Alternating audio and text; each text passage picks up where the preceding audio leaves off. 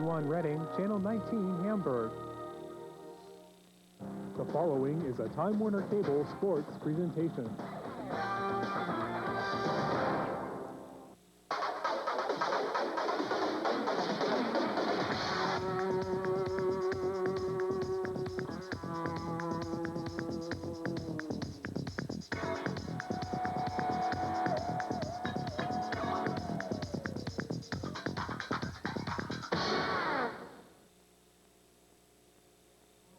Welcome to Municipal Stadium, everyone. I'm Randy Stevens along with Jay Welsh. We're here tonight for a most important Eastern League baseball game. The Reading Phillies taking on the Bowie Bay Sox in second place, hanging in the balance. Reading comes into this game losers of their last two to Bowie, and yet there's still a half a game ahead. A win tonight, they stay in second place. That's right, Randy. That's just a testament of how well they've done over the past couple of months. You know, they put themselves in this position. They had a great June, a red-hot July, and now what Coach Al LaBeouf, who I talked to earlier in the game, is saying is just, let's just keep it going. You know, they're using that old adage, taking it one game at a time. They're not looking ahead to Harrisburg. They just need to get this game over with and get a win in the worst way. And one of the problems the Phillies have had after hitting well during the month of July and early August, they had just 17 hits in the last 4 games. Jay, what happened to the offense? Well, you know, the worst part about that is they can't seem to play well in this ballpark. On the road, they have great numbers. They get back here to Reading Municipal Stadium, which they call the friendly confines, the wind blowing out, and for some reason, it's just one of those fluky things in baseball. The offense has gone downhill, and it's not really going to, you know, come into play tonight. They really got to get the offense going because they're going up against a good pitcher. And he is a good pitcher. Right-hander Steve Montgomery. He wasn't a guy who figured prominently in the Bowie Bay Sox plans. He wasn't one of their 4 highly touted starters when the year began. He certainly is now. He certainly is, and he's a big guy. He hasn't let up an earned run in the last 16-some innings. He's had 20 strikeouts in the last 2 ball games, and the Phillies really need to break out of the funk tonight. And what's good about going up against a good pitcher is if they can get to him early, they can build some confidence, and that confidence not only will play into tonight, but maybe in the next series, too. Evan Thomas will get the nod for the Reading Phillies. A big game on tap for you. We'll have the starting lineups and the start of tonight's game right after this. Berks County Bank is a real community bank, and we're here to stay. We make banking simple, the way it used to be. Remember when free meant without cost? At Berks County Bank, it still does. Our free checking is guaranteed. No service charges, no transaction fees, no minimum balances, and free ATM services. Now, that's what free checking was meant to be. Berks County Bank. Banking the way it used to be. WIOB. Oh, hi. I'm Lori Morgan. You know, I was talking to my friends Garth and Reba the other day, and they said to me, hey, Lori, how come so many people listen to Casey and Brother Weems in the morning and WIOB? I said there's like 3 reasons. A, they give away all this free money. It's like $1 million a day. C, they play all this music. It's like 100 songs an hour. And 3, they're just likable people. They're funny. They're unpredictable. They're great. Casey and Weems in the morning. Welcome back to Municipal Stadium in Reading. Randy Stevens along with Jay Welsh on what is simply a gorgeous evening in Reading. And Jay, it's hard to believe that because if you woke up in town this morning, you thought there would never be a baseball game here tonight. Well, I happened to wake up in town this morning, and you're absolutely right. The rains have moved out, and the cooler temperatures have come in. And now, hopefully, with that change in weather, the Reading Phils can change things up a little bit tonight as they've had kind of a tough weekend, and they'd like to get back on track with the Bowie Bay Sox tonight. Let's take a look at the starting lineups for tonight's game for the Bowie Bay Sox. At the top of their lineup tonight is Eugene Hinsdale. He will be in center field. You see the Reading Phils taking the field. Lamb at short. DeLucci in left field. Isom, the right fielder, 4th in the league in RBIs. Chris Kurgan at first. Jim Foster, the catcher. Mel Rosario, who doubles as the other catcher on this team, is the designated hitter. Howie Clark is at third base. Jesse Garcia will be the second baseman. And that's the lineup for the Bowie Bay Sox. Right now, the fans have come to their feet here at Municipal Stadium in Reading. And we will have the singing of our national anthem.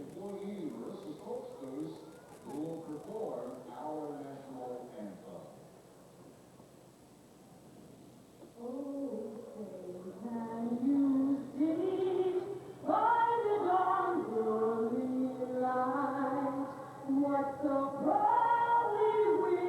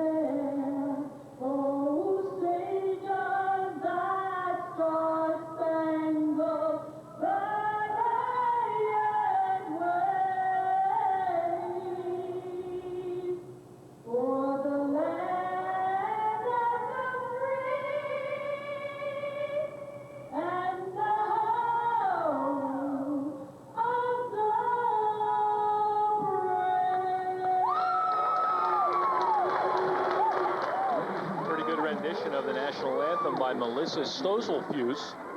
And right now, we've already looked at the Bowie Bay Sox lineup for tonight. Let's take a look at the Reading Phillies defensively.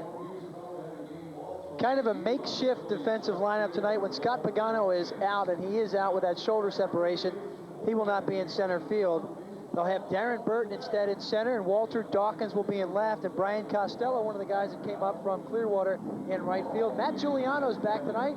He just got over the flu. Larry Huff down at third base has done a fine job all year. Marlon Anderson at second base. Rocksteady Dan Hell down at first base, and your battery is Evan Thomas and Chris Tremme doing the catching tonight.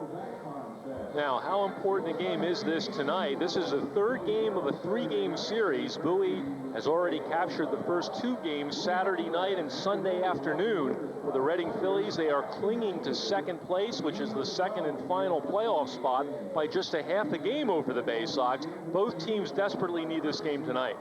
It's important in the respect that if you get swept, they gain a lot of ground. Now, if the Reading Phils would win tonight, then really they haven't lost much coming in, because it puts them back to a game and a half, and when they started it was 2.5, so they only lose one game rather than losing 3 games. And that's why it's such an important game tonight. It's also important because they're about to embark on a road trip, and a long road trip, so you really like to go out on your getaway day on a win. It just, makes for better travel. There's Evan Thomas, a man who started the year with the Clearwater Phillies in the Single-A Florida State League. Evan Thomas 5-5 in his time at Clearwater, 3-3 here. He's been inconsistent. On his best nights, he has been extremely effective. As most pitchers at this level need to do, he needs to keep the ball down, and we'll see how much success he has tonight. This will be his 13th start as a Reading Phil.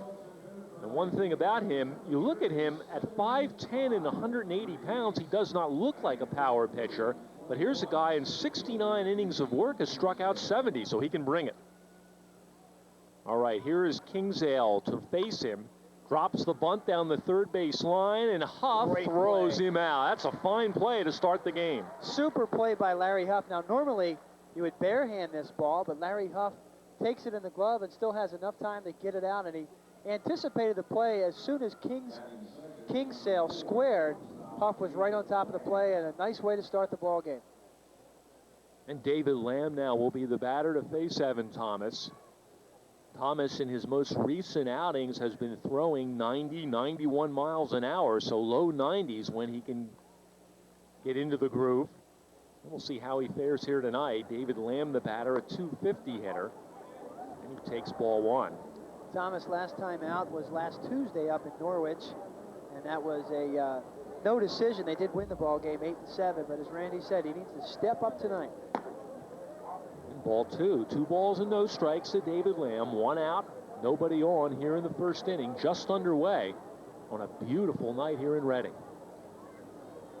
Boy, with all the cloud cover this morning, hard to believe, completely cloudless skies right now. This is a very tough ballpark to hit early on because you pick up the shadow. The shadow cuts across the infield, so the pitcher is in the sunlight and the batter is in the shade, and a lot of times that is really tough to pick the ball up, so the pitchers can do themselves quite well early on if they can find the plate.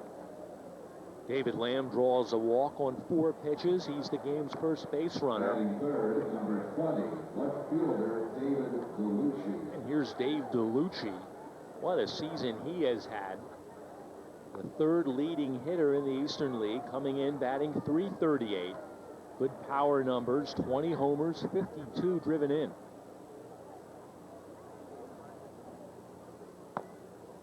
And now Evan Thomas has missed on 5 consecutive pitches, and Chris Tremme will go to the mound.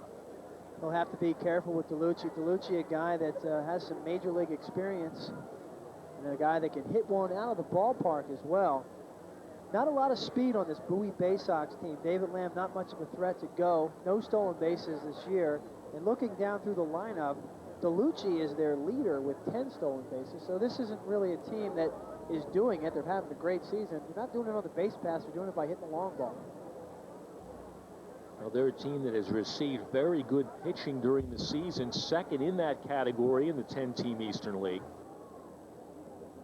And right now, a really big race for that second and final playoff spot. Bowie, Reading, and also Trenton right there. And finally a strike. So it's 1-1 the count to David DeLucci. Randy, you mentioned Trenton. That's one team that people have kind of said, oh, they got a tailspin and have taken themselves out of the race, but you have to watch them. They have some good players, and they can figure in this as well. This one grounded into right field, a base hit. To second base and holding there will be Lamb. So a walk and a single with one out, and the Bay Sox have the basis of a rally. 2 on, 1 down. Johnny Isom will come up. And let's take another look at this single with eyes into right field. Well, Randy, you mentioned the key was to get the ball down, and that one was heading downward, but he got it up in the strike zone, and you don't want to do that to really anybody in this, especially David DeLucci, who carries a big stick, and he turns on it for a base hit. Well, Isom has been a very productive hitter this year in that cleanup spot for the Bay Sox. He's 4th in the league with 82 runs driven in. He takes one over for a strike. He had big numbers a year ago at single-A ball, drove in 104 at Frederick in the Carolina League, and there you see his production for the season. A guy whose swing does not look classical from time to time. They get on him to hold his arms in, shoulder in. Kind of comes flying out, but he's been productive nevertheless. That pitch in the dirt, 1 ball, 1 strike the count. No score first inning, a big game for both clubs. The winner of this game will jump into second place. And for those of you who do not follow the Eastern League on a regular basis, the season with 2 weeks left, it ends Labor Day, 2 weeks from tonight. Harrisburg in first place by 5.5 games starting the night over Reading. This one drilled into left field, hit well, but right at the left fielder Dawkins. He makes the catch, and the runners will return to their bases. Walter Dawkins was playing Isom perfectly. And really didn't have to move very far for that. Took a couple of steps to his left, but very fortunate that it was hit right at him, because that could have been trouble. As we were saying, Harrisburg appears to have first place wrapped up, even though Reading has 8 more games left with the Senators. They have a 5.5 game edge on Reading. So it looks like they will get the first place prize in the Southern Division, but second place up for grabs. 3 teams within 2.5 games, and as we mentioned, Reading and Bowie within a half a game here tonight. Now, Chris Kurgan is the hitter, a .246 batter with 17 homers, 66 RBIs. Or RBI if you follow SportsCenter. Off-speed pitch and a beauty in for a strike. 1-1 from Evan Thomas. Thomas will try to get that off-speed pitch down. That one a little bit up in the strike zone, but over for a called strike. The Bowie Bay Sox, classic minor league name. Team located in Bowie, Maryland, just to the west of Annapolis. It's 1 ball and 2 strikes the count. Is considered a suburb of Washington, D.C. They have a stadium that seats about 12,000 during the week. A lot of commuters head into D.C. They don't seem to head to the ballpark very often, but on the weekends in the summers, these guys are drawing 9,000-10,000 a night. Struck him out. Chris Kurgan goes down, big out there for Thomas to end the inning. No runs, 1 hit, 1 man left aboard. After a half an inning in Reading, there is no score.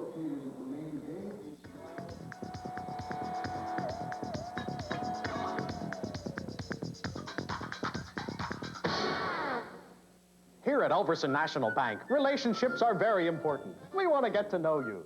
And for all our business friends, like you, we have special rates with our relationship money market savers accounts. Even if your savings are small, we'll make them grow.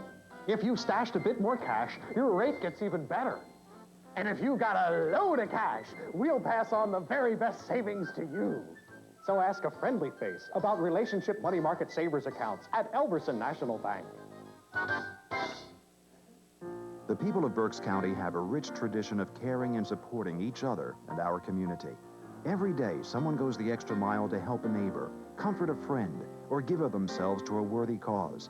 Berks County News and Sovereign Bank want to recognize Berks County's hometown heroes.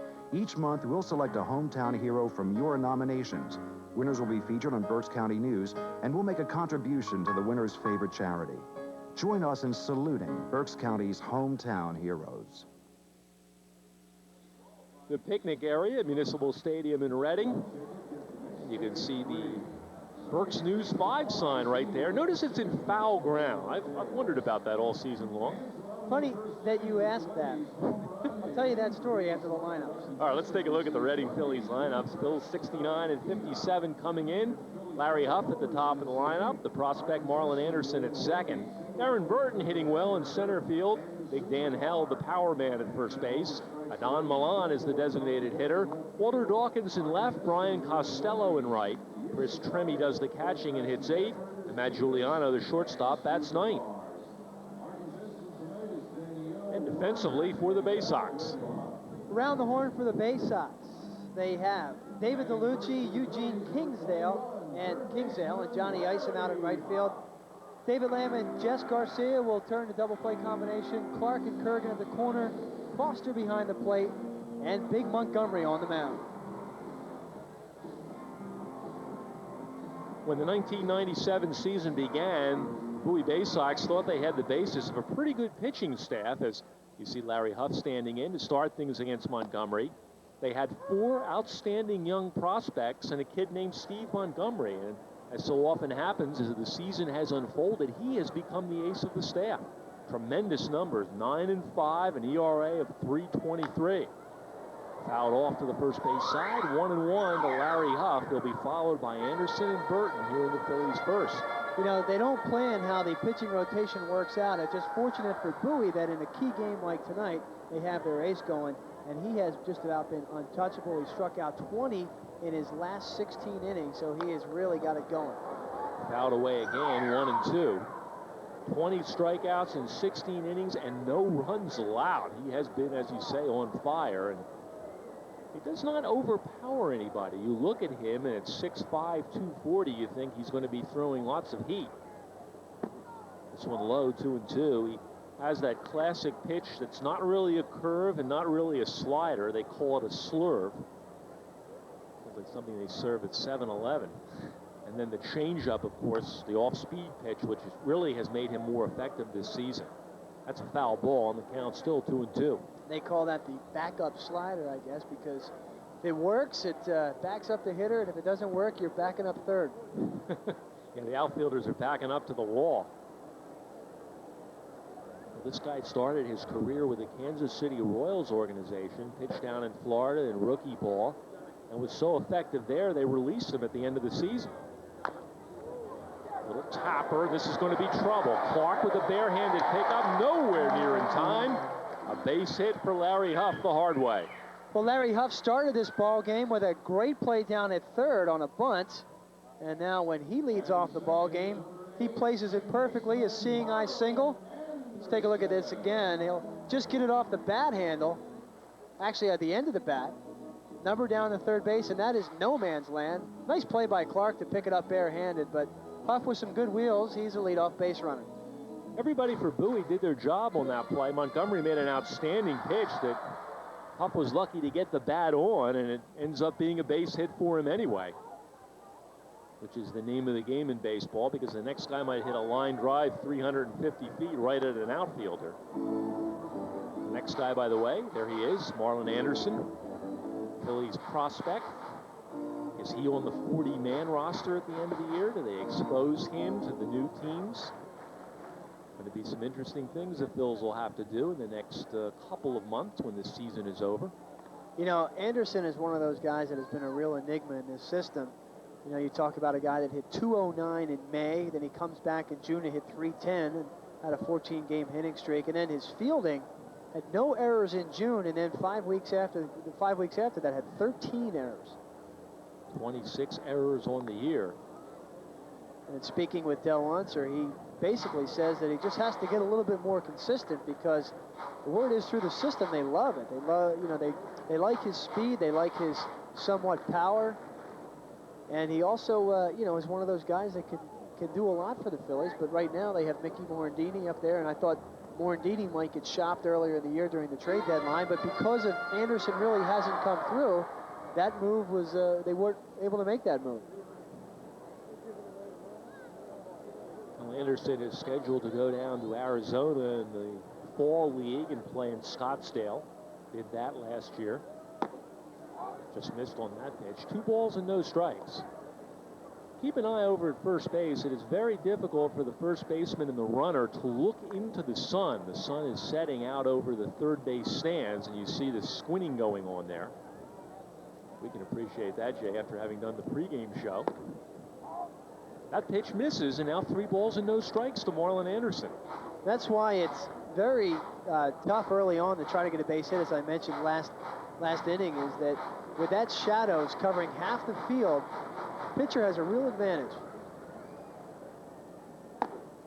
It's more tough in the minor leagues. Anderson draws the walk on 4 pitches, and the Phils now.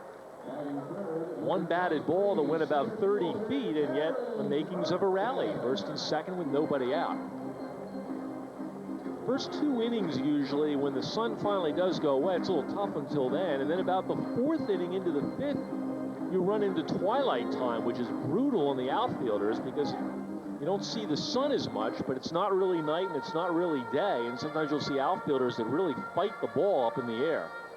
And about the 6th inning, we're ready for the game. That's about us, too. We're about 6th inning. We're just getting warmed up. And, you know, the stuff we say after this point really doesn't matter. Of Darren Burton. Speak for yourself. Darren Burton, the batter. And he's put up some big numbers in his brief stay here in Reading. Started the year at AAA Scranton. Now, go figure this. Here's a guy in his last game at Scranton. He has a double, a triple, and a home run. And he comes into the clubhouse and they say, you're going down to AA.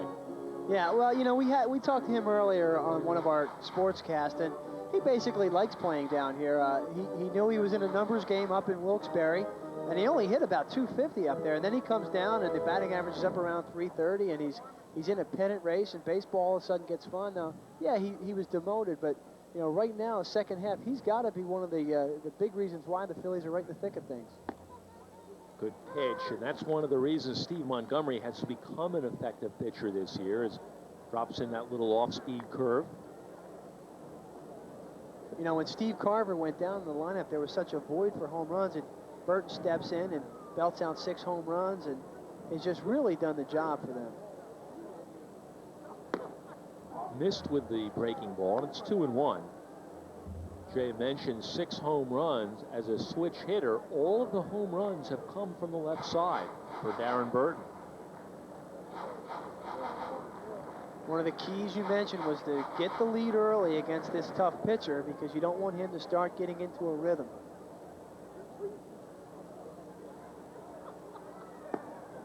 And again, at the knees on the outside corner, what do you do with that pitch? You don't do anything. You do what Burton did, especially when you're a little up in the count 2-1. He's waiting to get something he can handle. 2 balls and 2 strikes. 2 on, nobody out. Bottom of the first inning, no score here in Reading. A big game for both clubs. Fouled, third base side, out of play, still 2-2. You see the stat by our crack stat crew in there. 429 with runners in scoring position. That's a good number. Runners on first and second. He's a key guy, and we love nothing more than to give the Phils an early lead. So much easier to play and do things when you grab that early lead. Steve Montgomery delivers in the dirt. 3 balls, 2 strikes. Send the runners here? Probably not, because he's been getting deep into the count, and if you draw a walk here, they are advancing anyway. I would not. I would. You don't want to take yourself out of what could be a big inning. Guy swings through a pitch, misses it, and then you get a runner a race to third. And then you're left wondering what happened. To answer your question, no, I would not. Okay. They are not going. And there was the strikeout, which would have been a double play had they been going. So Darren Burton strikes out. Montgomery with his first on the evening, 1 down here in the inning, and Dan held the batter. Again, another monster season in the minor leagues. 22 home runs. Let's take a look at the strikeout. This is a good pitch by Montgomery. Took something off of it, a good breaking ball. Got it up a little bit, but had a nice break to it. Down in the strike zone, tough to handle, and Burton was toast. Well, held 26 homers last year, 22 this season. Take strike 1 on the outside corner. 30 doubles to go along with the 22 home runs. He's cut down nicely on his strikeouts, 141 last year, only 78 this season. Still gets hit with a lot of pitches. Next home run Dan Held hits, I believe, will be his 50th on the year. That's correct. You know, I talked to Dan earlier in the year about playing in the Phillies system as a first baseman behind Rico Brogna and behind John Zuber and guys like that. He said, well, you could be like Gene Shaw and then get traded to Chicago and play behind Frank Thomas. So he takes it with a grain of salt. He's got a great attitude. He comes to the ballpark every night ready to play. Good pitch there, and quickly Montgomery ahead of him, 0-2. A lot of it is situational. There are some organizations that you certainly don't want to be lining up behind established major league guys because you can become buried in a system. Before this year, look at about the last 15 years, if you're an Orioles shortstop farmhand, little check or a little swing, it results in a pop-up behind second base. Kind of a nub shot off the bat of Helm, and wow, just broke the bat over his leg. That was another good pitch by Montgomery. You can see why he's the ace of the staff, and 9-5. It's got good numbers and strikeouts. He came in on Held. They just busted him. Comes right in on the hands, busted a good fastball, and there's the result. Looks like a little sandwich shot that an easy put out. Each pitcher has faced a couple of runners aboard here in the first inning. Evan Thomas was able to pitch out of trouble, and now Steve Montgomery trying to do the same against Don Milan, a designated hitter, a .248 batter. Huff started things with a little swinging roller up the third base side that ended up being an infield hit. And then Anderson drew a walk. Burton struck out, Held popped out. Now it's up to Milan.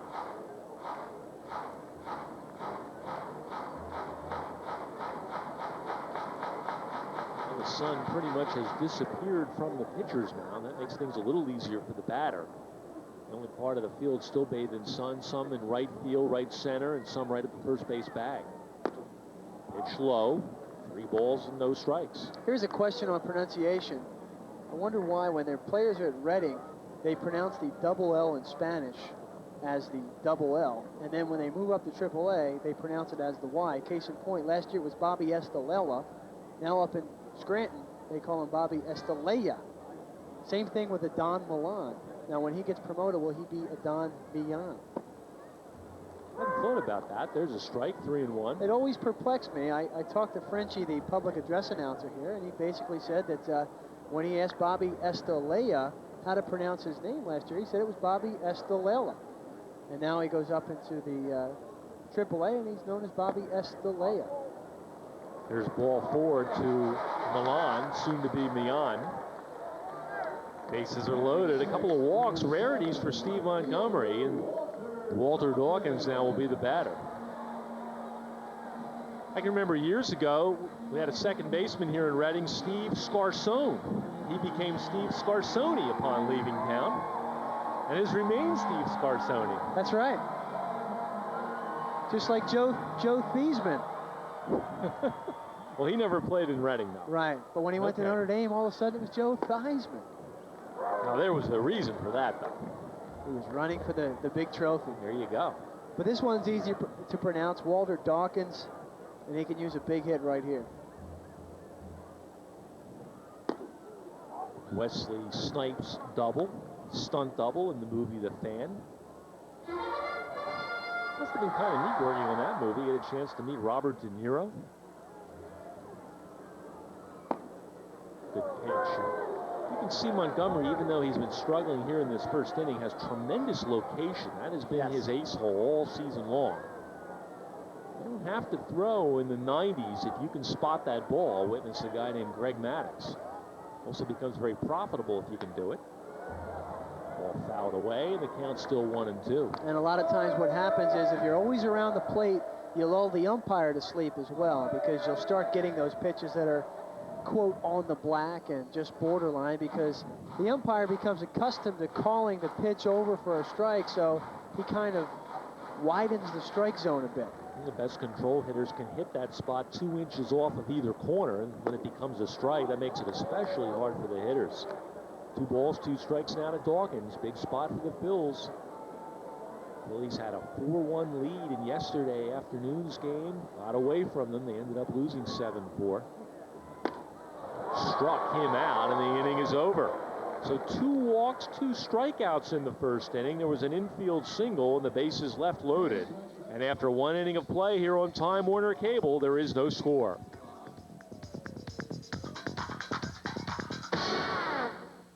Since 1984, you've come to depend on the mailroom in Shillington for notary service, money orders, and of course shipping. Now we have high-quality color photocopies, color graphs, charts, transparency, flyers, and brochures. You name the size and the color. Need a big job in a hurry? Our high-speed copiers do it all. Turn 40 pages into a 20-page book. Or collate, staple, fold, laminate, and bind your custom documents to order. Need 10,000 copies in a hurry? Call the mailroom in the Shillington Shopping Center. We're here for you. You know the routine. Armloads of clothes, long lines, waiting for clerks to sort through your garments. Yorgie's and National Dry Cleaners Express service takes the frustration out of dry cleaning. Just drop your bag off at any Yorgie's or National store. Your name tag explains any special instructions you may have. It's just one more value-added service provided by Yorgie's National Dry Cleaners. Yorgie's and National Dry Cleaners Express service, when you don't have time to hang around. Both Steve Montgomery and Evan Thomas, tonight's starting pitchers, weathering some stormy first inning jams, but able to pitch out of it. And now we go to the second inning for the Bowie Bay Sox. They will have hitters 6, 7, and 8 in their lineup. Jim Foster, Mel Rosario, and Howie Clark to do the hitting. And there is Evan Thomas. What a gorgeous night for baseball. Temperature in the mid-70s, a welcome relief after the heat and humidity of the last couple of days. We mentioned this morning, very stormy here in Reading. Rain, heavy thunder showers last night, rain today, and all of a sudden around noontime, the skies literally parted. It looked like the National Geographic fast motion cameras, where all of a sudden it becomes the rainy season ends, the monsoon season ends, and it's beautiful out. There's Jim Foster, the batter. Tremendous prospect for the Orioles organization. He takes a strike. Here's a guy, started the year at Single-A Frederick in the Carolina League. Hit .350, 16 homers, 65 runs batted in. He was on his way to maybe getting minor league player of the year with those numbers. He's also a good receiver as well. The problem with him, or at least this is what a lot of scouts will tell you, is they think that his arm strength is not what it should be. But everything else in his game very solid, including his bat. And that is a big red flag when you talk about arm strength, because that is one of the 3 keys that the scouts look for, especially in a catcher. The keys, you know, they'll always tell you it's speed, hitting, and arm strength. The rest of the stuff they can teach you. They can work on your fielding, they can work on your catching technique. But for the most part, if you have a gun behind the plate and can have a good stick as well, then you're on your way. Of course, it doesn't hurt that as a catcher he hit .350 in A-ball. Hitting .282, platooning with Mel Rosario, who is in the lineup tonight and batting next as the DH. No scores, second inning. Second place to the winner of this game. Some close pitches from Thomas in this sequence. He's missed once on the outside corner on a pitch that could have been a strike, and that pitch close as well, so the count goes full, 3-2. Thomas, 23 years old, from Pembroke Pines, Florida. Down the right field side, and this one will be back behind the Phils bullpen and out of play. And just from that foul ball, you get a shot of the crowd. Another big crowd here at the stadium. Phils have been doing a fantastic job all summer long. As a matter of fact, they need to average 5,300 fans to top their all-time mark, which was just about 384,000 fans back in 1995. So once again, another banner job by Chuck Domino and all the Reading staff. Down goes Jim Foster, a strikeout for Evan Thomas, his second of the game. There's one out here in the second inning. Batting seventh, number 9, designated hitter Mel Rosario. Hey, what, things have really changed around since we had our last broadcast here on Time Warner Cable. Not only have the Reading Phillies picked up their winning ways, but how about the Philadelphia Phillies? They were playing below 300 ball for the longest time, and all of a sudden, just when it looked like every head in the place might roll, they played very good baseball. Once again, my argument that I always argue with people, and all the traditionalists will line up on one side. I think they should do what they do in single A ball, is have 2 split seasons in baseball. It would just bring so much more back to the game. You know, if a team does well at the beginning and at the end, then they're rewarded. If a team like the Phillies, who did so poorly at the beginning of the year, now they basically would maybe have a shot at like a second half wild card, and there'd be interest back at Veterans Stadium. Instead, they're mired in the standings. They're, you know, and there's really not a lot of interest there. I love how they do it in single A ball. You play for the first half, you play for the second half. They did that back in 1981, the year of the baseball strike, and I think they should bring it back. They do that in the Pacific Coast League AAA ball as well. There were a lot of people when they did that in '81 who were radically against it. What that sets up is the possibility of a team having the best record in the league for the year and possibly not making the playoffs. This one drilled high and deep into right field. Back goes Costello, and forget about it. Way out of here. Home run, Mel Rosario. Number 12 on the year, and just like that, the Bay Sox take the lead 1-0. Yeah, Rosario turned on this pitch, and he got it all. Let's take a look at this. He gets the fastball down, but Rosario went right down with it. Batting eighth, number And that 3, third he baseman deposits right over the Smith-Barney sign, and you know he earned that one. Thank you.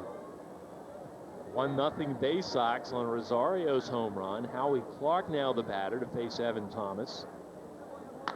And this one roped into center field, a base hit. Well, right now what you're seeing is vintage Evan Thomas, a guy who struck out the last 2 batters on great pitch locations. And then the next 2 batters, one guy takes it out of the ballpark, and the batter after that almost takes his head off. So all year, the story on Thomas is he's been up and down, and that was just a short little capsule of what he's been doing. Well, Howie Clark at first base with a 1-out single after the home run by Rosario. And here's Jesse Garcia. And he fouls one off the end of the bat. Here's the best defensive second baseman in the Eastern League as voted by the scouts who watch baseball. Garcia from Corpus Christi, Texas, was a Gold Gloves boxer when he was younger. I always hear about those slight second basemen. I don't want to mess around with this guy. No way. No chance. But he's hitting 9th in the lineup, batting .244 on the year, and you can be the greatest fielder in the world. But a lot of times that doesn't get you to the bigs.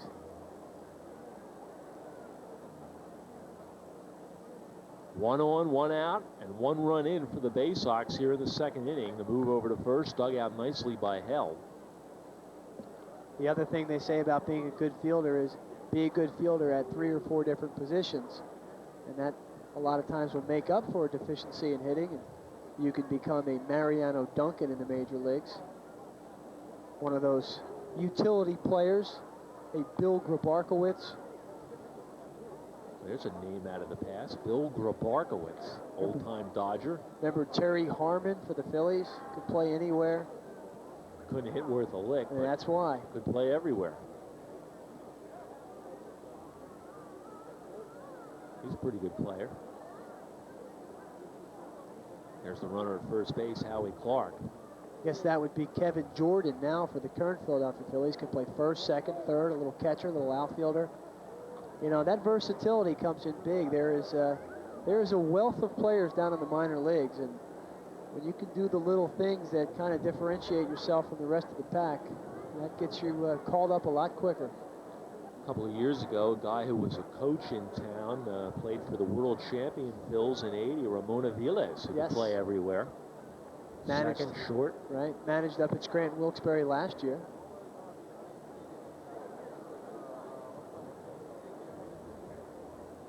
Garcia, the number 9 hitter in the order.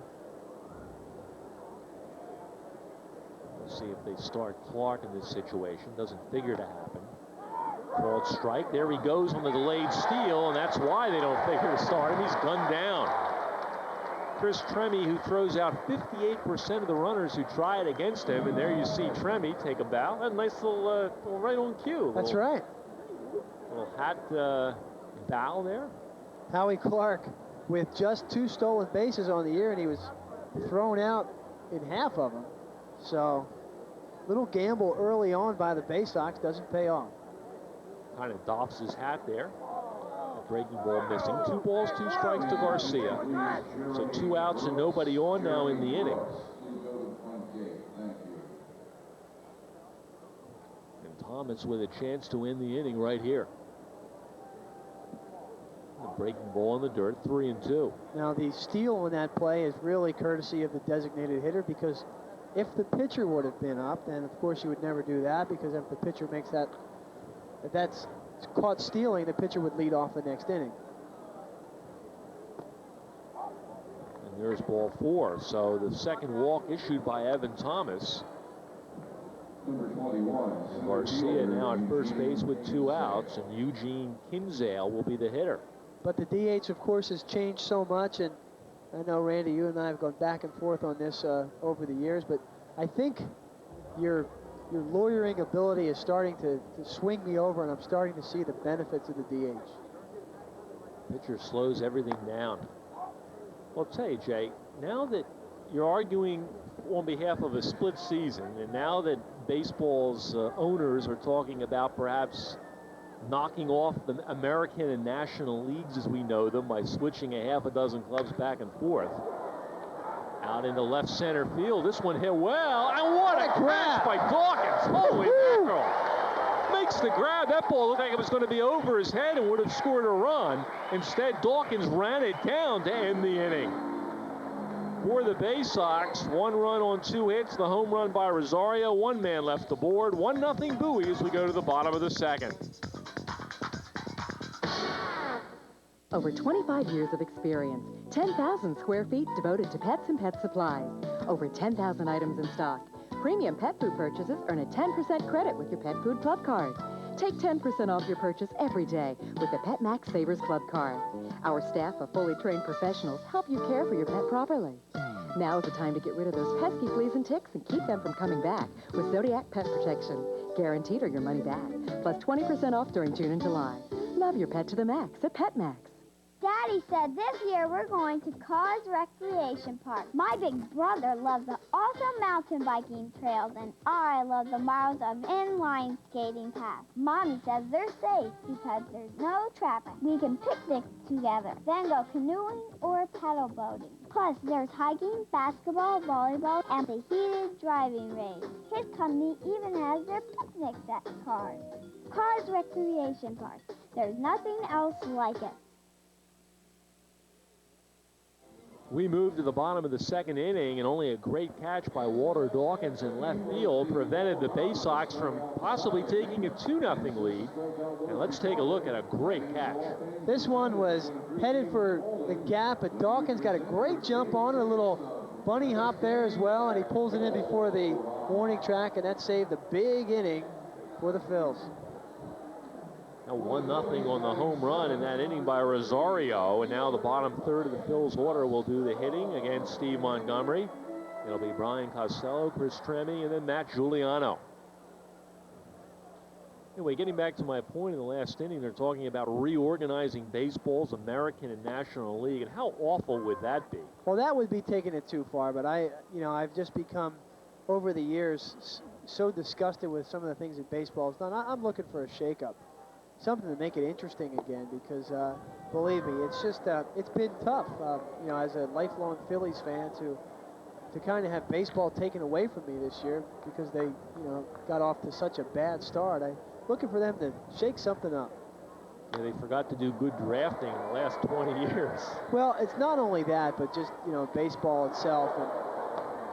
you know, I'd like to see, the thing with the designated hitter, it just creates another position. You know, the pitcher is already useful out there on the mound, and it just gives the opportunity for somebody else to, you know, to have a job in the big leagues. All right, and that's a strikeout right there as Costello unable to hold up. Third strikeout for Steve Montgomery, one down here in the second. Let's take it a couple of steps further since we're making all these radical transitions in baseball. How about like football? Let's have an offensive team, 9 guys in the lineup hitting, and a defensive team. They don't all have to be the same guys. Well, right now the football you don't have to fix. Baseball is in need of a fix, but the NFL is currently has the best popularity it's had in a long time. And, you know, I don't think they're going to tinker with too much in the NFL. There is a couple of rule changes I would like to see, though. I think, first of all, they should be more lenient on holding calls and at the same time more lenient on pass interference calls, and I think they would balance it out. Wait a minute, we're talking about baseball here. Well, you were changing the rules on football. I see. I'm talking about changing the rules in baseball, making it like football. I mean, why should fans be exposed to Greg Jeffries trying to play anywhere in the field on any given night? I mean, put somebody out there who can play and let Jeffries do what he does what best, you can do is have the DH for one position on the field. It could be pitcher, it could be anywhere else, like they do in a lot of different leagues. Wide of third, where Howie Clark comes up with it and throws out Chris Tremme. That's the second out of the inning. For instance, if you have a player that is a good fielder and you have him in the lineup, and the pitcher is a good hitting pitcher, you can use the DH for that particular player and not just the pitcher.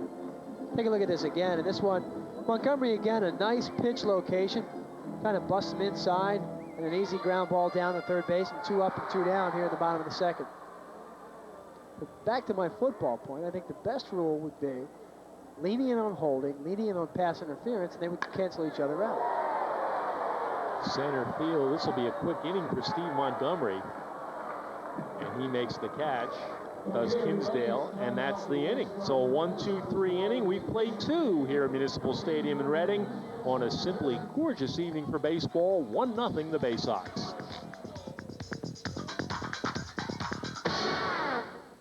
Running Muhlenberg Tech made it very easy for me going into college. I had an extra advantage.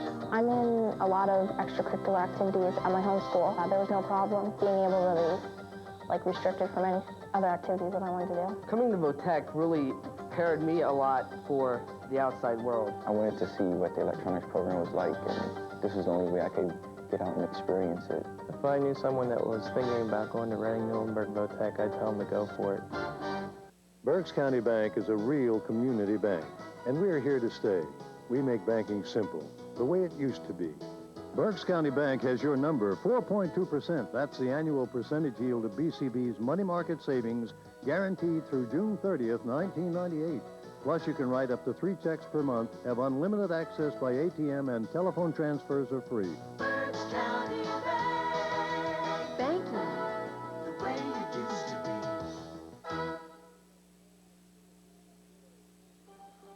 Back in 1950, somebody got the bright idea to build a stadium called Municipal Memorial Stadium. And this is what is left of it. With a lot of brand new modifications to the ballpark, and it is just the jewel of the Eastern League. Speaking of which, we always have a jewel of a time with our trivia question, which we will have for you tonight, Randy.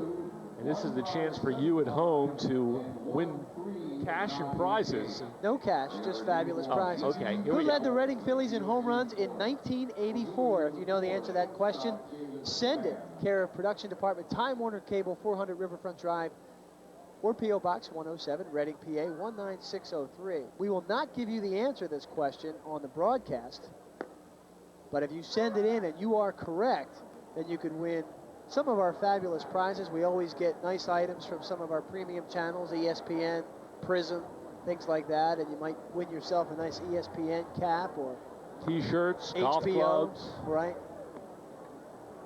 And we'll have that question for you once again. Who led the Reading Phillies in home runs way back in 1984? Good question, huh?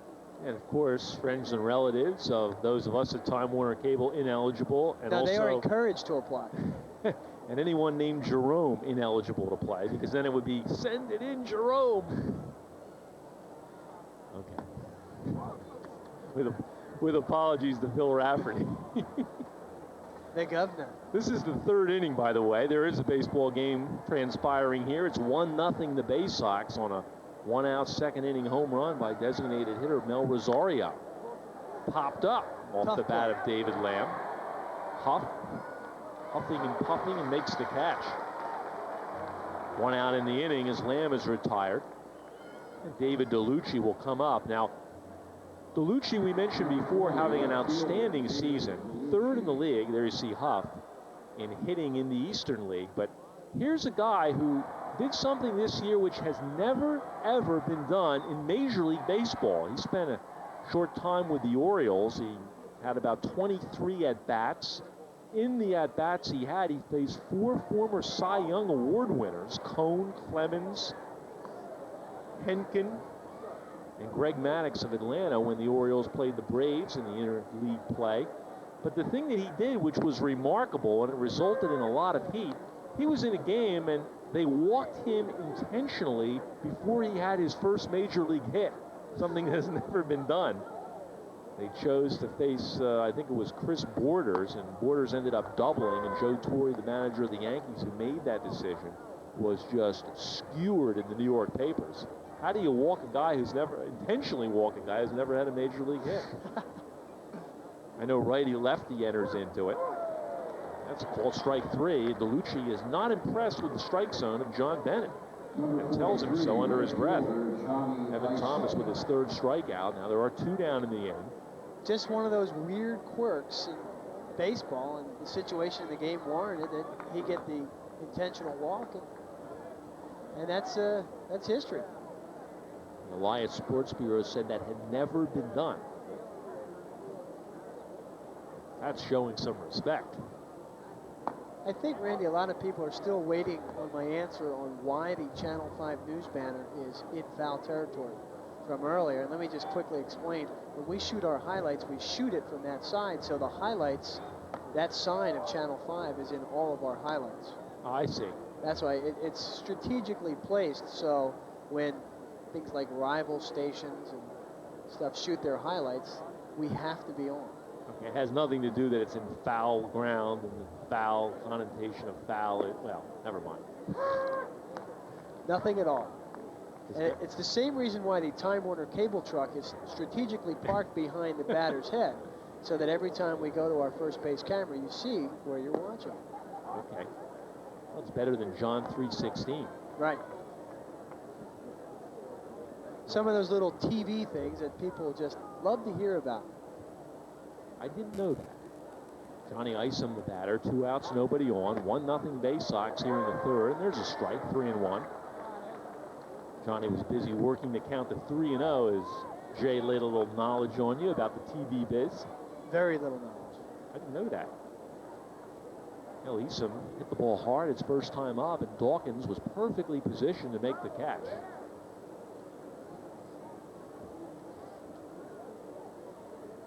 Isom with 82 RBIs on the season. And that's called strike 3. So he is finished and the inning is over. Evan Thomas with 4 strikeouts through 3, his first 1-2-3 inning. And we proceed to the bottom of the 3rd inning with a score. The Bay Sox 1, the Phils nothing.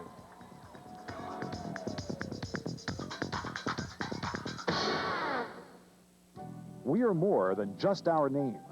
At Herb Electric, we sell major appliances like washers, dryers, refrigerators, and ranges. Plus, we sell recliners, chairs, and sofas. We sell electronics like TVs, VCRs, and stereos. Plus, we sell dinette sets and bedroom furniture. Need service? At Herb Electric, we'll service any electric appliance you own. And for the do-it-yourselfer, we carry a large inventory of parts and supplies. So stop by Herb Electric, your one-stop home appliance and furniture store on Kutztown Road in Kutztown.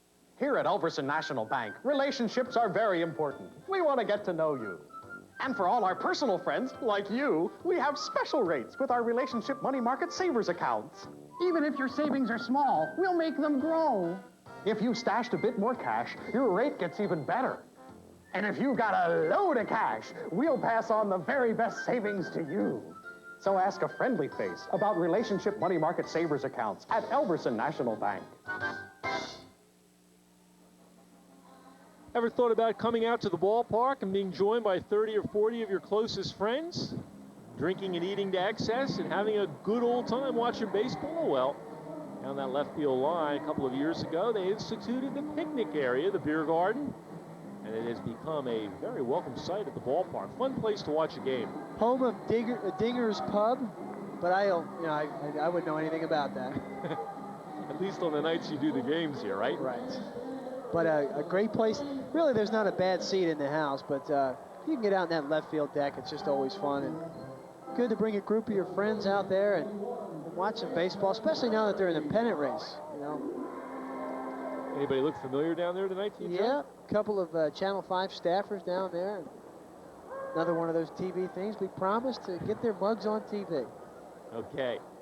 Dispensing with all our obligations here early. Larry Huff, the batter. Surprised we don't have a little pointer pointing them out. That's the crew. 1 ball, 1 strike to Huff. Top of the order against Montgomery. There's the Philly Fanatic in town tonight. He arrived via a helicopter before the game's first pitch. We have probably some footage of that we'll show coming up. Kind of a dramatic entrance. The Fanatic came in and kind of got this crowd whipped up into a frenzy. 2 balls, 1 strike to Huff. Towards short. It's an easy play for Lamb as he throws him out. So 1 out here in the inning, and right now, Steve Montgomery settling into a groove. He's retired 5 men in a row. And Lamb is going to get the benefit of the Sunday bounce here, the old room service bounce. It comes off the plate, and thank you very much. Right up there, eye high, easy play for Lamb. 1 up, 1 down. Marlon Anderson will be the batter. Anderson walked his first time up. 1 out, nobody on. Last of the third, 1-0 the Bay Sox. And the pitch off speed, misses, ball 1. But there's a lot of talk in Philadelphia, of course, about the 1998 season. This recent run by the Philadelphia Phillies, the big club, has kind of masked the fact that they really are an awful baseball team. And that pitch misses. A lot of people say, well, obviously no more Bill Giles. A lot of people say, and this is almost heresy, or would have been thought of as heresy, maybe no more Philly Fanatic. Yeah. Marketing switcheroo, maybe next year. Some people say the Fanatic has kind of lost its zip. Well, the Phillies are 4 players away. Those 4 players are Griffey, Maddox, Thomas.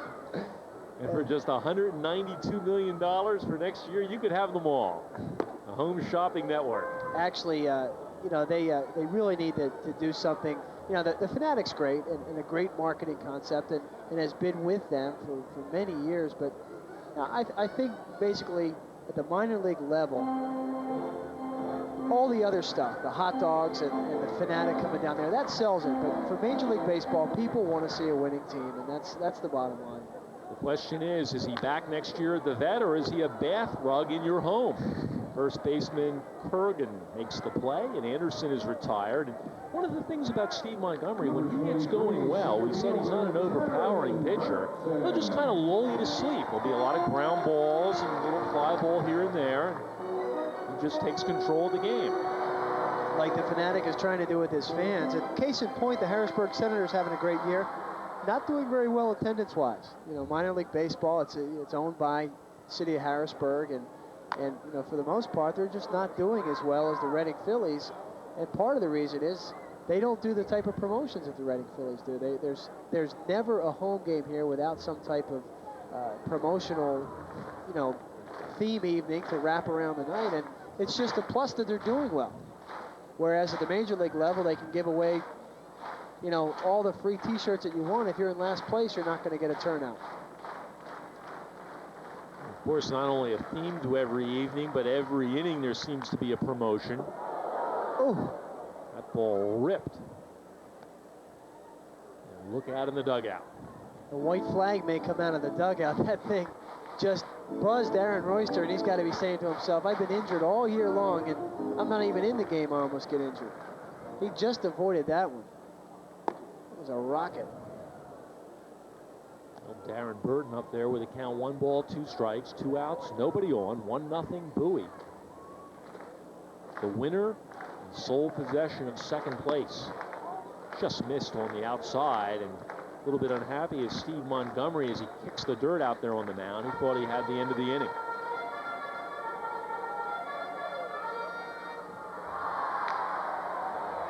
Into right field over the outstretched glove of Garcia, base hit. So the Phillies now have their second base hit. Larry Huff had one earlier, a little swinging roller down the third base line, and now Burton at first with 2 down, and Big Dan held the batter. I mentioned earlier that the Bowie Bay Sox are not a big running team. Well, you could say that as well for the Reading Phillies, who really don't possess a lot of speed. Marlon Anderson leads the team in stolen bases with 25, but Darren Burton really not a threat to go. Just has 1 stolen base on the year. Down to third. Clark stays in front of it, goes the short way to get the force on Burton.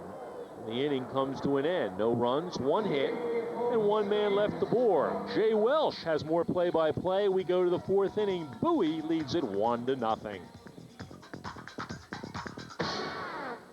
Lou Albano says Pennsylvania Championship Wrestling. Have you got a problem with that? Pennsylvania Championship Wrestling coming to you live July 31 at Muhlenberg Community Days. August 22, the Cloister at St. Joe's. See George the Animal Steel. And George also comes August 23 at Orangeburg Memorial Hall. Call the PCW 929-0258. Pennsylvania Championship Wrestling. Have you got a problem with that? Pennsylvania Championship Wrestling. So fine. WIOV. Oh, hi. I'm Lori Morgan. You know, I was talking to my friends Garth and Reba the other day, and they said to me, hey, Lori, how come so many people listen to Casey and Brother Weems in the morning and WIOV? I said there's like 3 reasons. A, they give away all this free money. It's like $1 million a day. C, they play all this music. It's like 100 songs an hour. And 3, they're just likable people. They're funny. They're unpredictable. They're great. Casey and Weems in the morning. Earlier this evening, the clouds parted, and out of the sky, a great white bird holding precious cargo. No, it's not a greenback mat. It's the Philly Fanatic. This is him about 30 minutes, actually about 10 minutes before the game as the helicopter landed, and you can see the Fanatic's mug out of that gate. And this was a dramatic, the fans just going crazy. Couldn't get enough of it, Jay. That's right. This is also the way that Randy Stevens came to the ballpark 10 minutes earlier from the palatial estate in Camden, New Jersey. My helicopter went down the center field fence. But the Fanatic made his great entrance. Watch him try to get out of here. Here's one of the reasons that they're thinking of scrubbing the Fanatic. He tries to come out of the helicopter. Look at this. Well, take our word for it. It was difficult. Here we go to the 4th inning with more play-by-play. Here's Jay Welsh. Trust me, here he comes. He finally made it out of there. Maybe next year they'll go with a more svelte Fanatic to make it out of there, but he is here and will be entertaining the crowd for the rest of the evening. Right now, Evan Thomas is doing a good job entertaining this crowd as he is now retired. The last 4 batters, and Chris Kurgan stands in 5, 6, and 7 in this inning. Here's the next pitch to him is high for a ball. 2 balls and 1 strike to Chris Kurgan. The Phils trail this one by a score of 1-0. The difference in the ball game so far, a 2nd inning home run by Melvin Rosario. Thomas's next pitch is a fastball that misses just a bit high. It's 3 balls and 1 strike to Kurgan. Here's a little known fact about Chris Kurgan. He is a 4th-generation descendant of Ty Cobb. Wow. Now, it's hard to figure. Their personality's not exactly the same. This one is hit right at the left fielder. Walter Dawkins has an easy time of it and handles that one. 1 up and 1 down.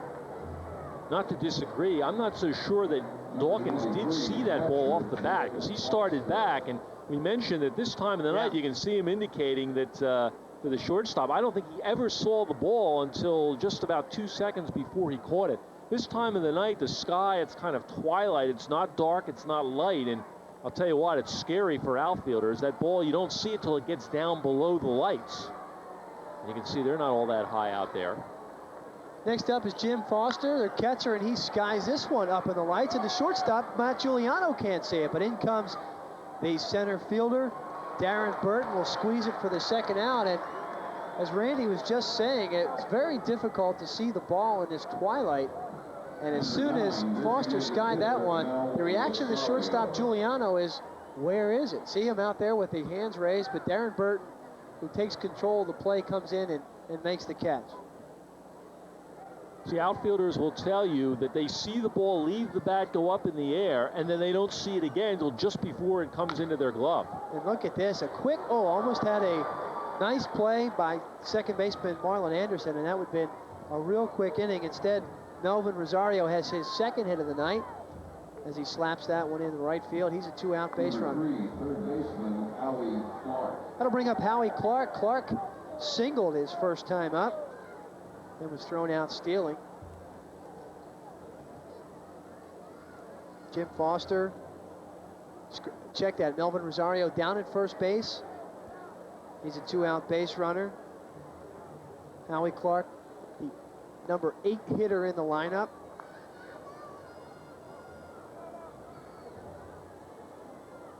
We mentioned the Bowie Bay Sox just up the road from Annapolis, Maryland. Howie Clark's grandfather, a star football player with the Naval Academy in the early 40s, right before World War II started, and in fact lost his life in that war. This guy's played pretty good third base for this ball club. Came into the game hitting .275, 7 homers, 33 runs batted in. Here's the Fanatic taking a stroll around the place. Knows how to get his TV time as well. Oh, yeah. A trained professional. The TV types are all alike. You always know where that camera is, right? That's right.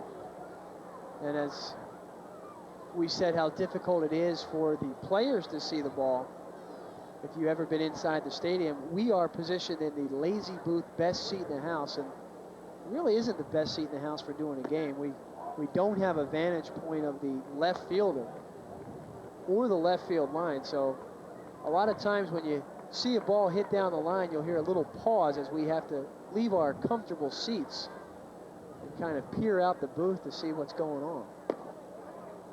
Thomas's next pitch misses as well. Actually, they call that a strike. It's 3 balls and 1 strike to Howie Clark. Thomas had retired 6 men in a row before that single by Rosario.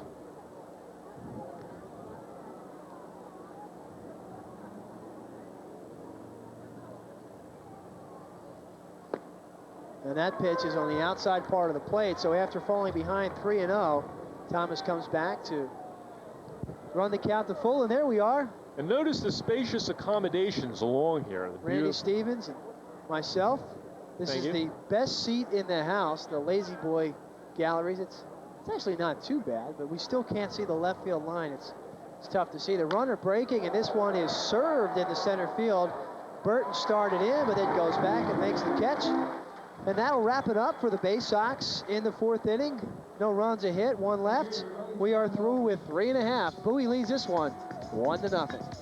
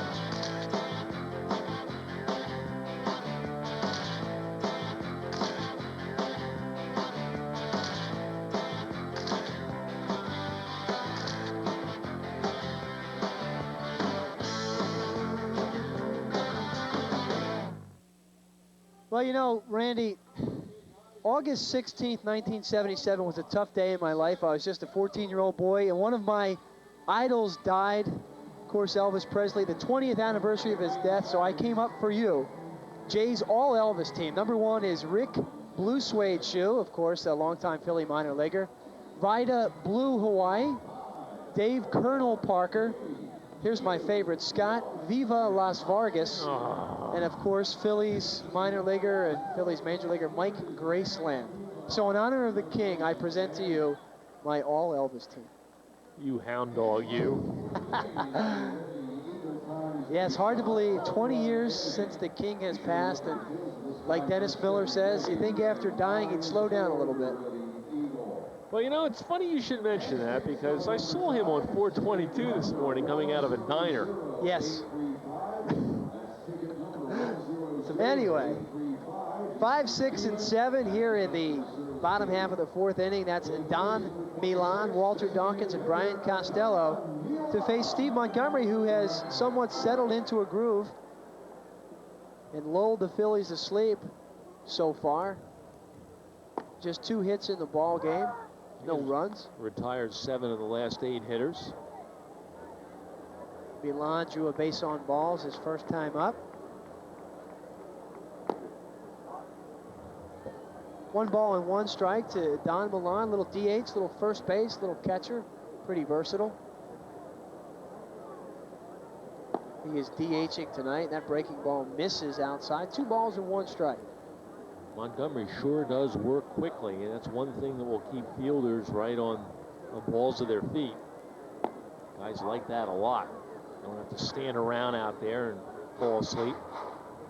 And that one misses, 3 balls and 1 strike, and that is a good point as opposed to the Phillies' Mark Leiter, who seems to be a human rain delay. Big swing and a miss by Milan. 3 balls and 2 strikes, and so much is to be said for that, being ready. And you know, when you get a pitcher out there that's fidgeting and fussing, and you get back on your heels.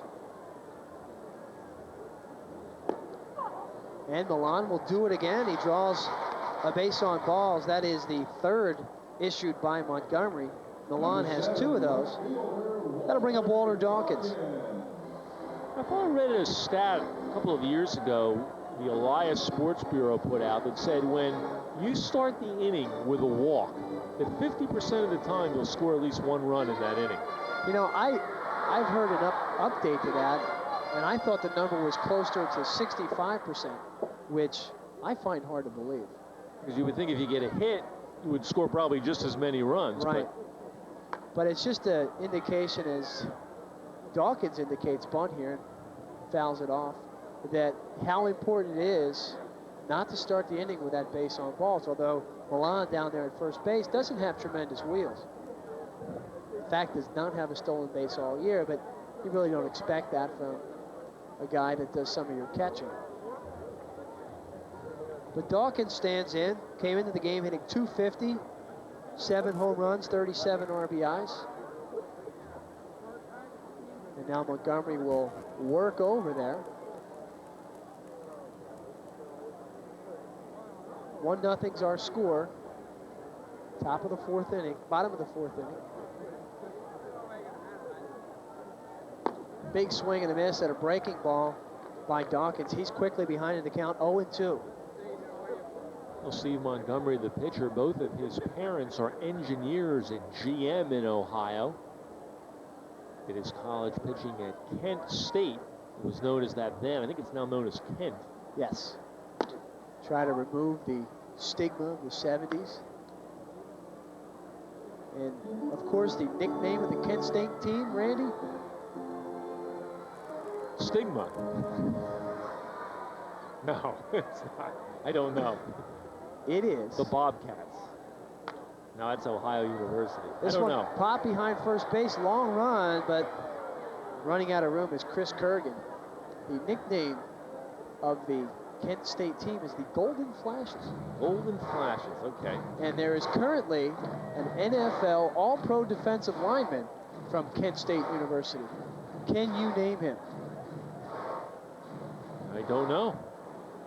How about that Andy Harmon? Andy Harmon, okay. Kent State University. Just a wealth of knowledge. Dawkins stands in. And here's the next pitch. It's popped up in the shallow left center. Coming on is DeLucci. He squeezes it for the first out. Milan will scamper back to first base. You know, if Kent State changed their name to Kent, how come Memphis State went to Memphis? No stigma there. Yeah, that's maybe that had something to do with Elvis. Or maybe it had to do with repeated NCAA probation. Maybe they thought if they changed the name, they wouldn't find the right school. Could be. Okay, never mind. Brian Costello stands in. See, I used to broadcast the game just straight out, and now I work with you a couple of times. We're off on all kinds of tangents. You know, where is Chuck Curlin when you need him? Costello struck out his first time up. He is your right fielder du jour. As the Reading Phils had to go with a makeshift lineup, he slaps this one to shortstop. Nice play by David Lamb, who fires across the diamond trying to catch a Don Milan, but nice contact by Costello, but he goes back to the bench shaking his head. 2 outs. That'll bring up Chris Tremme. And here's the replay, just a hard shot. Of course, no chance for the double play. It was hit so hard that Milan had very little time to wander off the base. Chris Tremme sharply grounded out his first time up. Doing the catching tonight. Here's the first pitch to him. He waves at a fastball, 0-1. Tremme's come on a little bit with the bat. Last time we were here in middle of June, he was hitting in the 170s, and he really has concentrated a lot better. He and his wife had I think a baby girl born just before the All-Star break, and he's hit pretty well since then. Of course, nobody has ever questioned what a good defensive catcher he is. And a great arm. Already has nailed a runner tonight. Up over that Mendoza line now, 2:16 coming into the game. There's a guy, when he played at Birmingham at Double-A ball a couple of years ago, was a teammate of Michael Jordan's. You remember Michael? Sure do. Not a very good baseball player, though. I attended one of his minor league games, as a matter of fact. Did you? I didn't yes, know I that. did. They were taking on the Orlando Cubs. Down, big crowd? Huge crowd. Some 9,000. In a stadium that only really held about 7,500. Tinker Field. That's right. Whoops. That one over for a called strike, and that'll wrap it up for the Phils in the 4th inning. No runs, no hits. They do leave a base runner. We are done with 4. Phils still trail this one 1-0.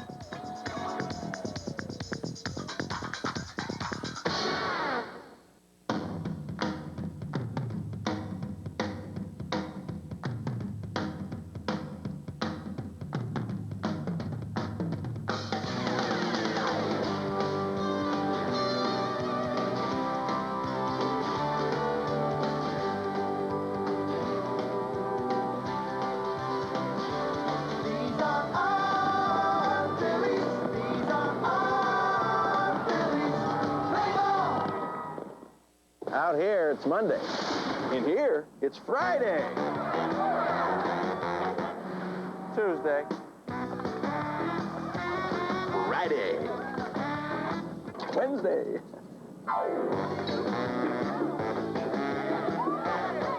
Friday. And Fridays has some of the best barbecue that ever licked a flame. Thick, juicy steaks, tender ribs, grilled to perfection, right here at Fridays. Good name. Back here at Reading Municipal Stadium, and hey, you know what? They're selling playoff tickets here. You're kidding. Reading Phillies 1997 playoff tickets available. 375-8469. Now, basically what happens is you should come out and get those tickets, lock into your seats early. Should the Phils get nosed out of the playoffs, and we're hoping that doesn't happen, you will get a full refund. But the way that the playoff picture shapes up, if the Phils get that second place position, they will start out on the road and then come back home and flip-flop that around should they have a stellar stretch run here. You see the standings quickly. Phils are in pretty good shape. Right now, if the season were over, they would be in the playoffs. Oh, you'd rather see Screw Ball anyway, right? That's right. Okay. Come out and get those tickets or give them a call, 375-8469. Jesse Garcia will lead this one off. He's the number 9 hitter, 1 and 2 to follow. And so far, the pitchers have taken center stage in this one. Steve Montgomery doing a great job for the Bay Sox. And Evan Thomas, other than a mistake to Melvin Rosario back in the 2nd inning, has done a great job here as it's 1-0 in the top of the 5th. Here's the second pitch, skied into shallow left center field. Out goes Giuliano. He will make the call and actually give away to Walter Dawkins, and it's a good thing because Dawkins makes the catch. 1 up and 1 down. You know, we had mentioned the Southern Division with the race for 2nd place, essentially, in the Northern Division. And here's this play again. Giuliano, of course, going out. Really, it's much easier for the left fielder, and he'll yell Giuliano off and then make the catch. The Northern Division seems pretty well set. Portland has led all the way this season, and they have about a 3.5 game edge over Norwich. The next closest team, I think, is about 8 back. So it figures to be Portland and Norwich in the Northern Division. Well, one good thing about the Phils in the playoffs, as Eugene Kingsale stands in, he's the leadoff hitter, is should the Phils play Portland and open up, which if things were to shake out the way that they are now, that's what would happen. The Phils have a great record against Portland and always play well up there. This Eugene Kingsale, an interesting story. He is the first man from the island of Aruba to play in the big leagues. He was up with the Orioles last year, used mostly as a pinch runner. Of course, Aruba, Curacao, Bonaire, the Netherlands Antilles, just off the coast of Venezuela. And of course, the island that gets a lot of the credit for players is Curacao.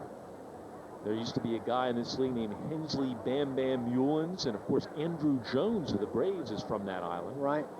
Aruba, one of the loveliest vacation islands in the world. Has Kingsale been in the bigs at all? He has. He was a pinch runner last year for the Orioles. They brought him up because he's so quick.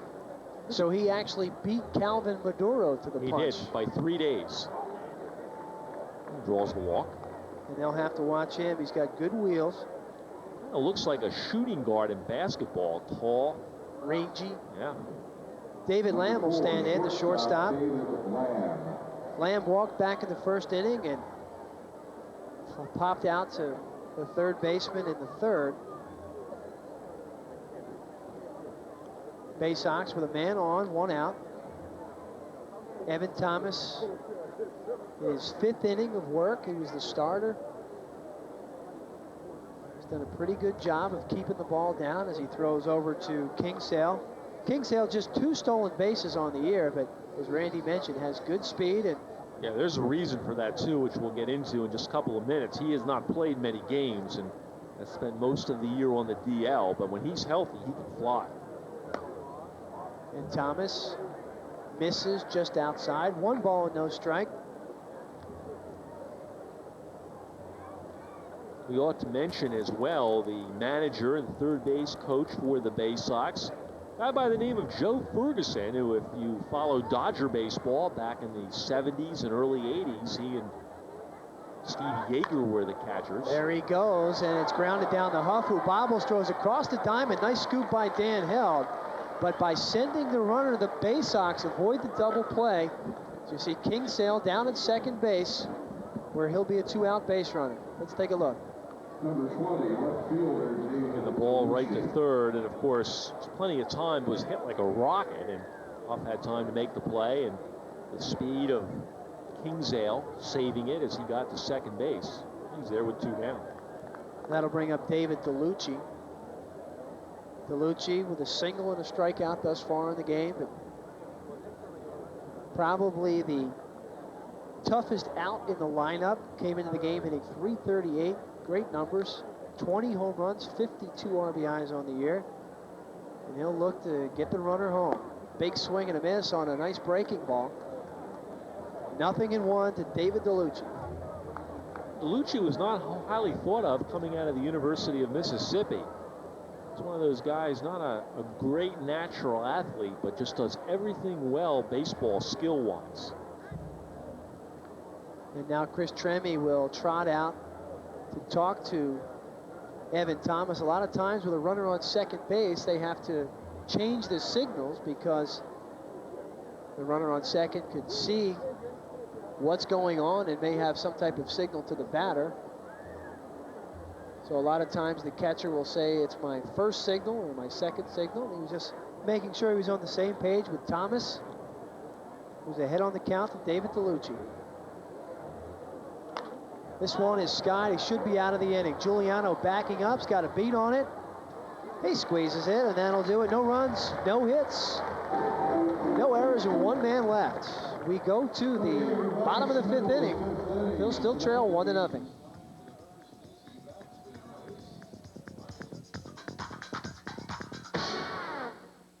Here at Elverson National Bank, relationships are very important. We want to get to know you. And for all our business friends, like you, we have special rates with our relationship money market savers accounts. Even if your savings are small, we'll make them grow. If you stashed a bit more cash, your rate gets even better. And if you got a load of cash, we'll pass on the very best savings to you. So ask a friendly face about relationship money market savers accounts at Elverson National Bank. The people of Berks County have a rich tradition of caring and supporting each other and our community. Every day, someone goes the extra mile to help a neighbor, comfort a friend, or give of themselves to a worthy cause. Berks County News and Sovereign Bank want to recognize Berks County's hometown heroes. Each month, we'll select a hometown hero from your nominations. Winners will be featured on Berks County News, and we'll make a contribution to the winner's favorite charity. Join us in saluting Berks County's hometown heroes. Take a look at those replay times for this game. Tuesday, August 19th at 1:30 p.m. You get one shot to watch it. If you're not watching us now, then Tuesday, August 19th, that's tomorrow, at 1:30, Time Warner Cable, Channel 31 or Channel 19 in Hamburg. And hey, just a hint for you, we'll have the highlights on Channel 5 News. And we promise that all of the mistakes we made on this broadcast will be corrected on that rebroadcast. Yes. We haven't made any mistakes. No. Just a little takeoff of ESPN Sports Center when they... Matt Giuliano stands in 9-1-2 to try to get something going here against the tough right-hander in Steve Montgomery, who so far has lived up to the billing of ace of the staff. Giuliano swings at the first one and fouls it back to the screen, 0-1. And for Giuliani, he's missed the last 4 games. He has had flu-like symptoms. In fact, last couple of nights, he slept in the clubhouse during the game. He had a fever and over 100 and really was very sick. Feels a lot better today as that fever broke late last night. You know, he's one of the keys to this team because with him at the bottom of the lineup and Scott Pagano, who's not out there, 2 really good table setters. As he punches this one into the right field foul ground. You know, with him at number 9, he's also, when your number 9 hitter comes up and then Pagano, it's almost like having a leadoff hitter at that number 9. He's quick with the bat. And he really does a nice job along with Scott Pagano to get things going. You mentioned Pagano. He's been out for a while with a separated left shoulder. Starting to feel a little better, though. He's taken BP the last couple of days. Should be back soon. This one is a dribbler to the second baseman. Jesse Garcia will glove and throw across the diamond. 1 up and 1 down. Number 21. Score that one 4-3. And Larry Huff will come on up. Singled in the first inning, then grounded out to short back in the third. Huff brought a .268 batting average into the game, 5 home runs, 37 RBIs. Done a nice job all season long down at third base for the Phils. Waves and misses at a bunt. 0-1. You mentioned injuries. Pagano out, so is Aaron Royster, who has a sprained lower left rib. He's been on the DL since August the 10th. Manny Amador, day-to-day at this point, with a sprained right index finger. Those injuries catch up with you after a while. The Phillies need to be whole going down the last 2 weeks if they hope to make the playoffs. You know, and all season long, Al LaBeouf and Del Unser, they've done a great job of patchworking this team together. And the credit to the Reading Phillies is they've stayed hot with, I'd like to go back over the last month and see how many times they've had the same lineup twice in a row. It's probably very few. Nice breaking ball there, and Huff will hit the pine as he goes down. Montgomery took a lot off of that pitch. That is strikeout number 5 for the big right-hander. And 2 outs here in the bottom of the 5th inning. Phil's trail 1-0. So Marlon Anderson stands in. He's 0 for 1 tonight with a walk. That walk back in the 1st inning and grounded out to first base back in the 3rd. Breaking ball is right around the plate as Montgomery has been all night. And he gets ahead of Anderson, 0-1. He has matured so much as the year has gone by. We mentioned earlier he had been released by the Royals at the end of rookie ball. He thought he was on his way out of baseball. 1995 was in the Frontier League in Johnstown. This is Montgomery. This is Montgomery. Right. High Desert last year, not really distinguishing numbers, but he has had it all come together for him this year.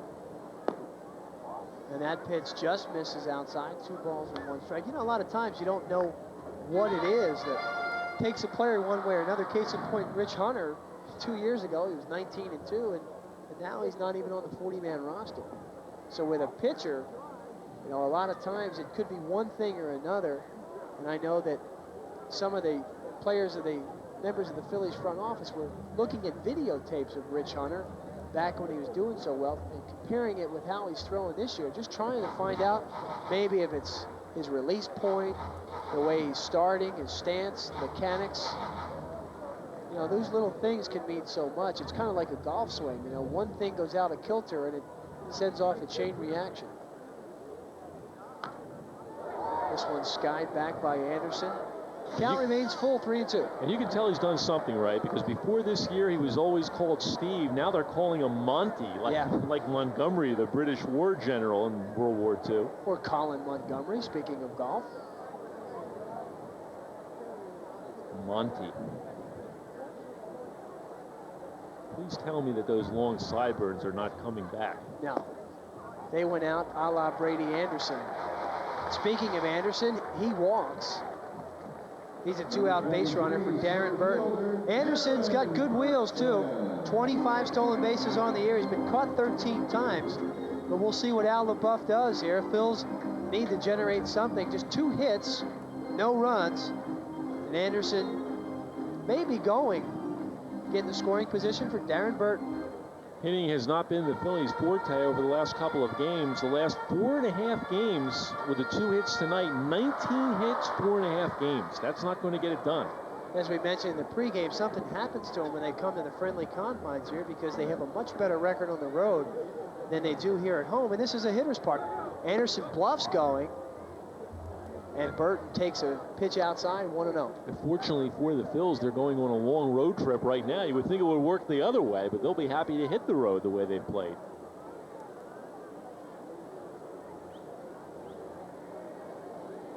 Two outs, 1 on. Burton standing in. And now Montgomery goes over. Anderson reached base on a walk. Montgomery has issued 3 walks so far. Has struck out 5.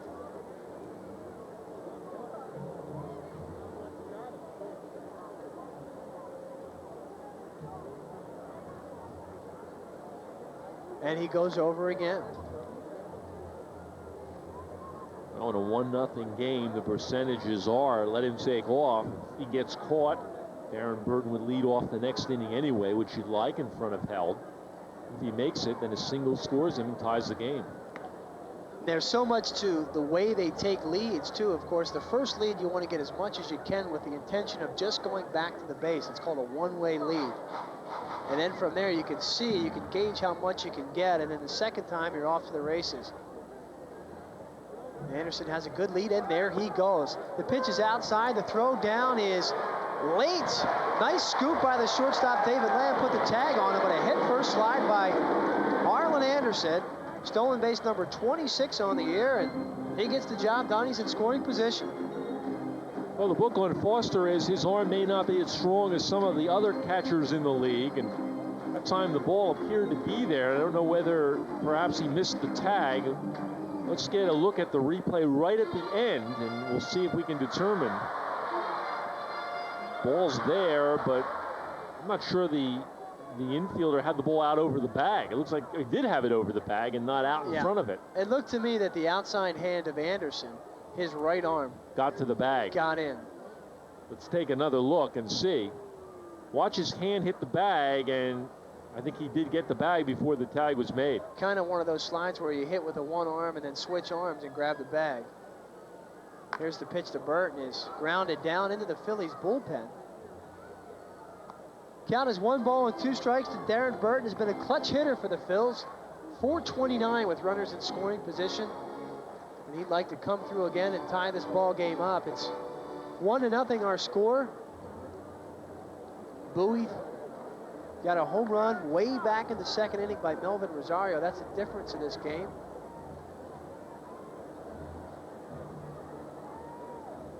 Anderson down at second base. 2 outs. That pitch just misses inside. Count evens at 2 balls and 2 strikes. Both teams have had their chances in this game. There haven't been a whole lot of hits for either club. 4 for the Bay Sox, 2 for the Phils, but throw in walks, but neither team has gotten the big hit when they've needed it. Phillies need a big hit right here. That one just misses outside. 3 balls and 2 strikes to Burton. Of course, Burton, the left-hander. And on deck is the right-handed hitting Dan Held. So there's a base open, and Montgomery probably being a little extra careful with Burton. Big swing and a miss, and they don't get the big hit as Darren Burton goes down swinging. Strikeout number 6, no runs, no hits, no errors, 1 man left on base. We're done with 5. Bowie, 1, Reading, nothing. Since 1984, you've come to depend on the mailroom in Shillington for notary service, money orders, and of course shipping. Now we have high-quality color photocopies, color graphs, charts, transparency, flyers, and brochures. You name the size and the color. Need a big job in a hurry? Our high-speed copiers do it all. Turn 40 pages into a 20-page book. Or collate, staple, fold, laminate, and bind your custom documents to order. Need 10,000 copies in a hurry? Call the mailroom in the Shillington Shopping Center. We're here for you. You know the routine. Armloads of clothes, long lines, waiting for clerks to sort through your garments.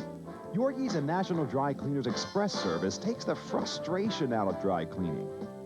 Just drop your bag off at any Yorgie's or National store. Your name tag explains any special instructions you may have. It's just one more value-added service provided by Yorgie's National Dry Cleaners. Yorgie's and National Dry Cleaners Express service, when you don't have time to hang around. Back here at Reading Municipal Stadium, 6th inning baseball. There's the crux of the matter. Harrisburg has played great ball all year, 74 and 51. They currently lead the Southern Division, and Reading, Bowie, and Trenton in that dogfight for 2nd place. Top 2 teams move on to the playoffs. The Phils hold just a brief half-game lead over Bowie, so this ball game tonight is for 2nd place. Now, when the playoffs do get here, it is a 2 versus 1 of the Northern Division, and 1 versus 2, vice versa, in a best of 5, and then the 2 teams go on to there and play in a best of 7. Of course, 2 years ago, the Reading Phils finished in 1st place in that Southern Division and went all the way to win the Eastern League title, their first in 23 years. And let's hope they can hang on, but they're going to have to cool the jets of 3, 4, and 5, so to actually 4, 5, and 6 as Johnny Isom, Chris Kurgan, and Jim Foster stand in. So far, Evan Thomas has done a great job. 5 innings of work. He's struck out 4, walked 3. And here's his first pitch to Isom. Is a breaking ball that is bound to the short. It's going to be a tough play for Giuliano. Gloves, throws across the diamond, a fine play. Matt Giuliano guns down Johnny Isom. 1 pitch and 1 out.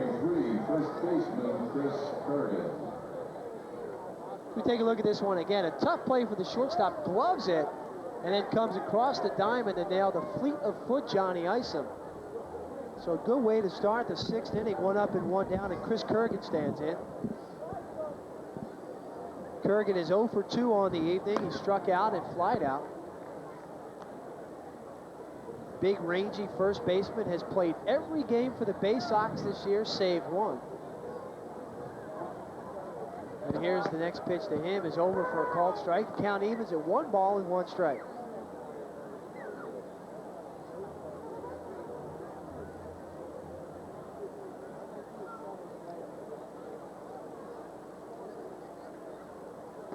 Breaking ball that's just misses the outside. Thomas has been effective with the breaking ball when he's kept it down.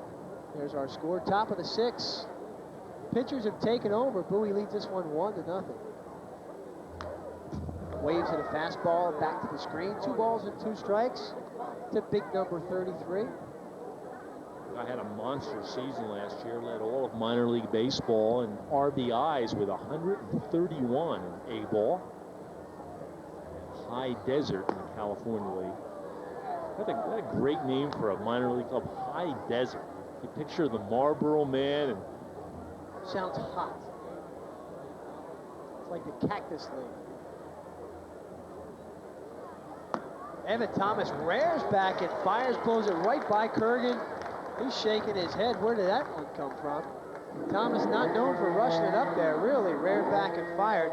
And that is strikeout number 6. High Desert, you expect to get a chance to play in that league and you report to duty, go to the manager's office. There's Clint Eastwood, the manager. High Desert. Check that. That was strikeout number 5, actually. I thought so. Jim Foster, the catcher, will stand in. He was a strikeout victim back in the 2nd inning. 2 down. Breaking ball, it's a beauty. Waved on and missed. 0-1 as Evan Thomas has kind of entered a groove here. By the way, for those of you who care about such things, Cleveland beat Toronto this afternoon in Major League Baseball 5-3. Are they still American League teams? Yes, they are. Okay. There's been no realignment. Yet. Because the baseball owners are so goofy, they're liable to realign for September. Don't want realignment, but I would love to see a split season. You know, I really would. I know that people say, you know, the traditionalists will line up on one side, but I'd love the Phils to be in a pennant race right now, have something to cheer about. As Foster takes a look at pitch in the dirt, 1 ball and 1 strike. You know, I think back in 1981, as you mentioned, Cincinnati Reds had the best record, but didn't make either end of the playoffs. And it's happened many times in minor league baseball with that split schedule. This one is skied straight up. Who's got it? Dan Held coming in. He fights the lights, but Held holds on. And that will wrap it up for the Phils, for the Bay Sox, actually, here at the top of the 6th inning. No runs, no hits, no errors. We are through with 5.5. Bowie leads at 1-0. Over 25 years of experience, 10,000 square feet devoted to pets and pet supplies, over 10,000 items in stock. Premium pet food purchases earn a 10% credit with your Pet Food Club card. Take 10% off your purchase every day with the Pet Max Savers Club card. Our staff of fully trained professionals help you care for your pet properly. Now is the time to get rid of those pesky fleas and ticks and keep them from coming back with Zodiac Pet Protection. Guaranteed or your money back, plus 20% off during June and July. Love your pet to the max at Pet Max. Daddy said this year we're going to Cars Recreation Park. My big brother loves the awesome mountain biking trails, and I love the miles of inline skating paths. Mommy says they're safe because there's no traffic. We can picnic together, then go canoeing or paddle boating. Plus, there's hiking, basketball, volleyball, and a heated driving range. His company even has their picnics at Cars. Cars Recreation Park. There's nothing else like it.